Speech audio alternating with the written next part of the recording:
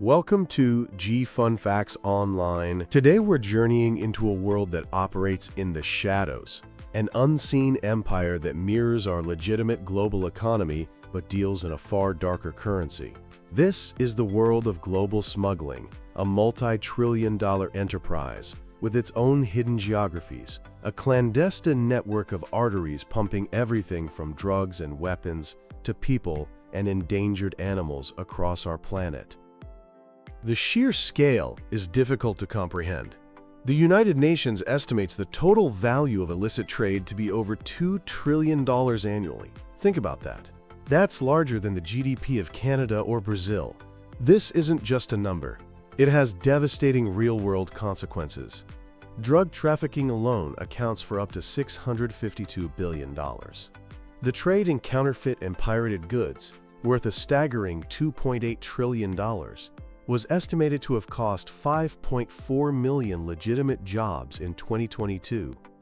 And then there's the human cost. Human trafficking, a modern form of slavery, generates an estimated $150 billion in profit each year.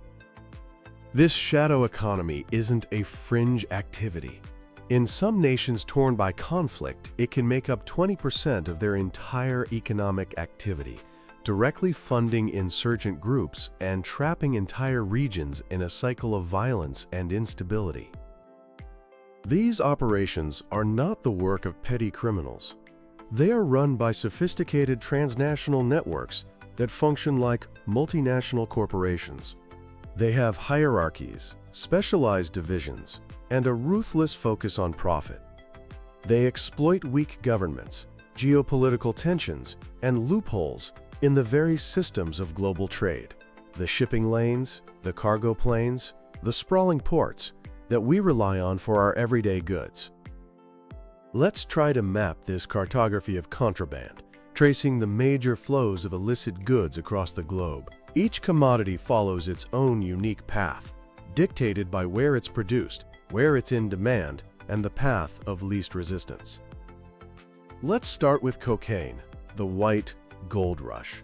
The vast majority originates in the Andean region of South America, specifically Colombia, Peru, and Bolivia. From there, it fans out.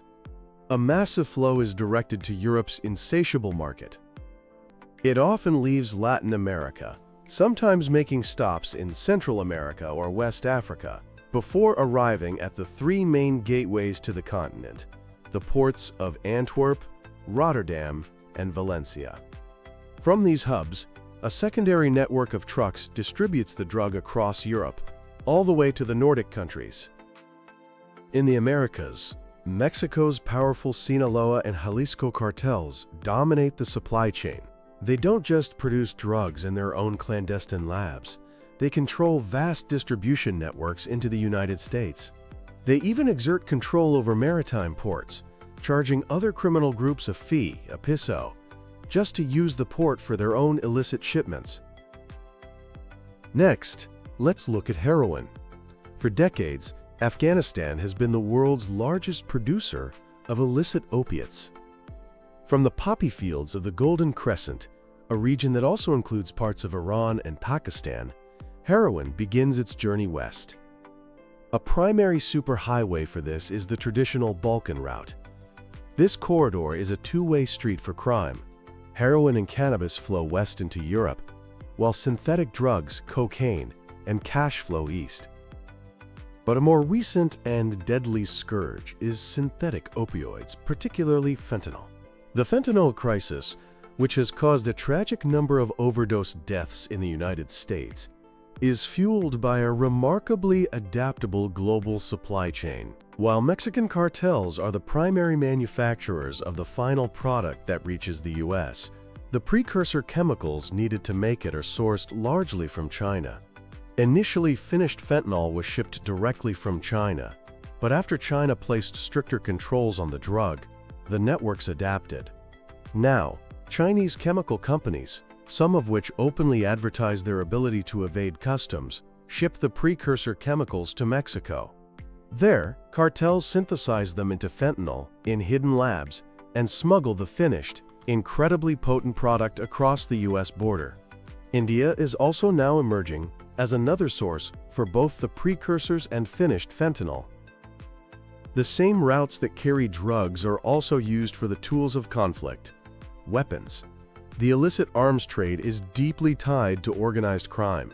For about 3/4 of the world's black spots, areas outside effective state control, drug and arms trafficking are the main illicit businesses. In fact, global drug trafficking is a key driver for the firearms trade. Weapons are needed to protect drug territories and trafficking routes, creating a deadly synergy.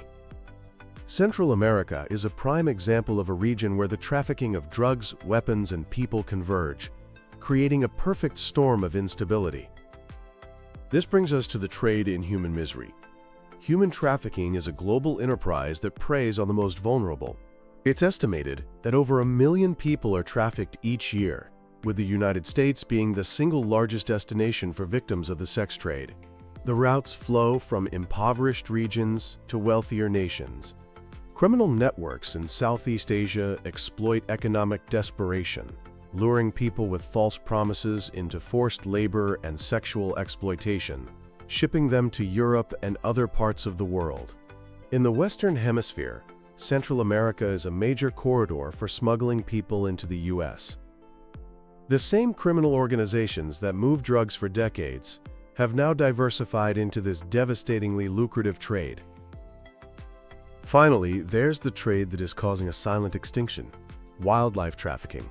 This is a multi-billion-dollar industry run by the same dangerous international networks. The world's most trafficked mammal is the pangolin, an animal you may have never even seen. Its scales are used in traditional medicine, and it's estimated that over 1 million have been trafficked in the last decade. As Asian pangolin populations were decimated, traffickers turned to Africa. Using genomic analysis, scientists have mapped the trade, revealing that poaching has shifted from West to Central Africa, with Cameroon's southern border being a recent hotspot. While the animals are poached in Cameroon, Nigeria often serves as the crucial hub for smuggling the scales to Asia, hidden in shipping containers bound for ports like Hong Kong and Singapore. A similar story unfolds for the ivory and rhino horn trade. Despite international bans, the demand from Asia continues to fuel the slaughter of elephants and rhinos. Trafficking routes span continents, moving raw tusks and horns from Africa, often through the Middle East, and into Asian markets. Again, West and Central Africa are major sourcing hubs, and Nigeria has emerged as a primary exit point for these illegal wildlife products.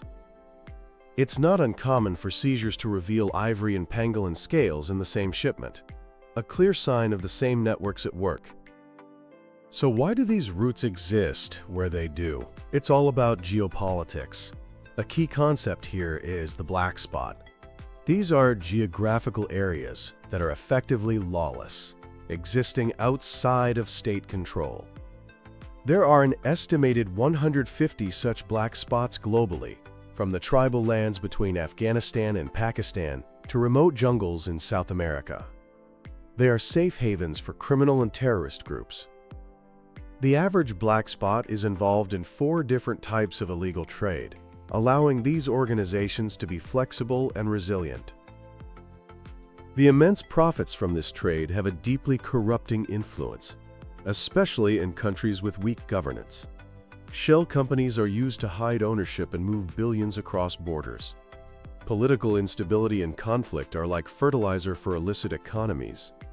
In war-torn Syria and Libya, conflict created booming war economies based on fuel and arms smuggling. Even large-scale infrastructure projects can be exploited.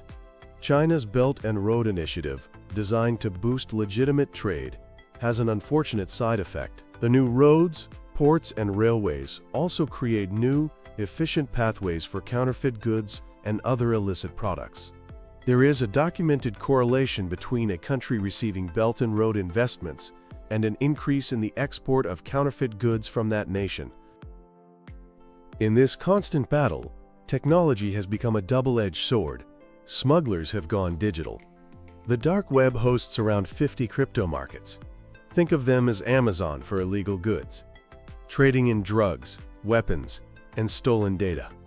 In 2024, these markets were estimated to generate over $1.7 billion in drug sales, all enabled by cryptocurrencies like Bitcoin and Monero, which offer a degree of anonymity that bypasses traditional banks.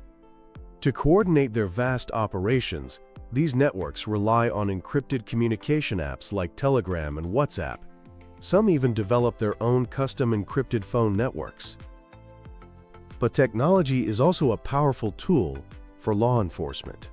High-resolution satellite imagery and AI can monitor remote borders, detecting new smuggling routes or suspicious vessels at sea. Big data analytics help connect the dots between seemingly unrelated pieces of information, and forensic science provides incredible breakthroughs.